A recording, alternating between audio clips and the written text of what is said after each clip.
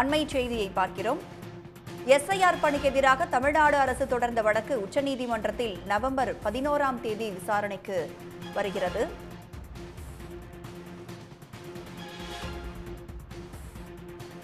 SIR பணிக்கு எதிராக தமிழ்நாடு அரசு தொடர்ந்த வழக்கு உச்சநீதிமன்றத்தில் நவம்பர் 11ஆம் தேதி விசாரணைக்கு வருகிறது. வாக்காளர் பட்டியல் சிறப்பு தீவிர திருத்த நடவடிக்கை என்பது வாக்குரிமையை பறிப்பதாக அமையும் என்று புகார் எழுந்த நிலையில் எஸ்ஐஆர் பணிக்கு எதிராக தமிழ்நாடு அரசு உச்சநீதிமன்றத்தில் வழக்கு தொடர்ந்திருந்தது. அந்த வழக்கின் விசாரணை நவம்பர் 11ஆம் தேதி வருகிறது.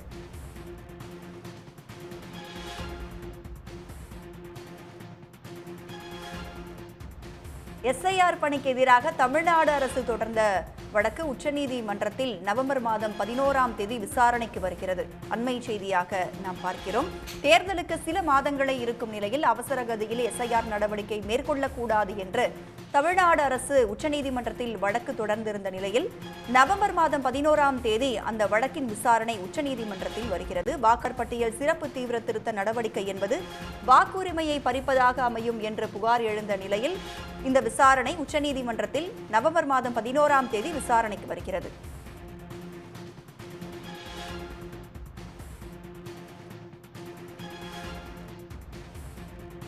வாக்காளர் பட்டியல் சிறப்பு தீவிர திருத்த நடவடிக்கை என்பது வாக்குரிமையை பறிப்பதாக அமையும் என்று புகார் எழுந்த நிலையில் தேர்தலுக்கு சில மாதங்களே இருக்கும் நிலையில் அவசர கதியில் எஸ்ஐஆர் நடவடிக்கை மேற்கொள்ளக்கூடாது என தமிழ்நாடு அரசு வழக்கு தொடர்ந்திருந்தது. இந்த நிலையில் நவம்பர் 11ஆம் தேதி இந்த வழக்கின் விசாரணை உச்சநீதிமன்றத்தில் வர இருக்கிறது. கூடுதல் விவரங்களோடு நமது செய்தியாளர் ராமகிருஷ்ணன் நம்மோடு இணைந்திருக்கிறார். விசாரணை தொடர்பான விவரங்கள் ராமகிருஷ்ணன். அதாவது இந்திய தலைமை தேர்தல் ஆணையத்தின் வாக்காளர் பட்டியல் சிறப்பு தீவிர திருத்த அறிவிப்பை ரத்து செய்ய கோரி திராவிட முன்னேற்ற கழகம் சார்பில் RS பாரதி உச்சநீதிமன்றத்தில் தொடர்ந்த வழக்கு என்பது வருகின்ற செவ்வாய்க்கிழமை அதாவது 11ஆம் தேதி விசாரணைக்கு எடுத்துக் கொள்ளப்படும் என்று உச்சநீதிமன்ற தலைமை நீதிபதி இன்றைக்கு தெரிவித்திருக்கிறார். ஏற்கனவே திராவிட முன்னேற்ற கழகம் சார்பில் தொடரப்பட்ட இந்த வழக்கை விரைந்து விசாரணைக்கு எடுத்துக் கொள்ள வேண்டும் என்று திராவிட முன்னேற்ற கழகம் சார்பில் வழக்கறிஞர்கள் இன்றைக்கு உச்சநீதிமன்ற தலைமை நீதிபதி முன்பு ஆஜராகி வலியுறுத்தினார்கள். அதை ஏற்றுக்கொண்ட உச்சநீதிமன்ற தலைமை நீதிபதி கவாய் தான் இந்த வழக்கை வருகின்ற 11ஆம் தேதி செவ்வாய்க்கிழமை விசாரணைக்கு எடுத்துக் கொள்ளப்படும் என்று தெரிவித்திருக்கிறார். அன்றைய தினம் விசாரணைக்கு எடுத்துக் கொள்ளப்பட்டு உச்சநீதிமன்ற நீதிபதிகள் என்ன மாதிரியான ஒரு உத்தரவை பிறப்பிக்கப் போகிறார்கள் என்பதை நாம் பொறுத்திருந்தான் பார்க்க வேண்டும். ஆனால் இந்த விவகாரத்தை பொறுத்தவரையில் ஏற்கனவே எஸ்ஐஆர் பீகார் மாநிலத்தில் நடைமுறைப்படுத்தப்பட்ட போது பல்வேறு முறைகேடுகள் நடத்தப்பட்டிருக்கிறது, வாக்குகள் திருடப்பட்டிருக்கிறது, 63 லட்சத்துக்கும் மேற்பட்ட வாக்காளர்கள் அதிலிருந்து வாக்காளர் பட்டியலிருந்து நீக்கப்பட்டிருக்கிறார்கள். எனவே இது தொடர்பான வழக்கு என்பது உச்சநீதிமன்றத்தில் நிலுவையில் இருந்து கொண்டிருக்கின்ற இந்த சூழ்நிலையில் தமிழ்நாடு உள்ளிட்ட 12 மாநிலங்களில் இந்திய தலைமை தேர்தல் ஆணையம் எஸ்ஐஆரை அமல்படுத்துவது தொடர்பான முடிவுகளை எடுத்து அதற்கான நடவடிக்கைகளை தேர்தல் ஆணையம் நடத்தி கொண்டிருக்கிறது.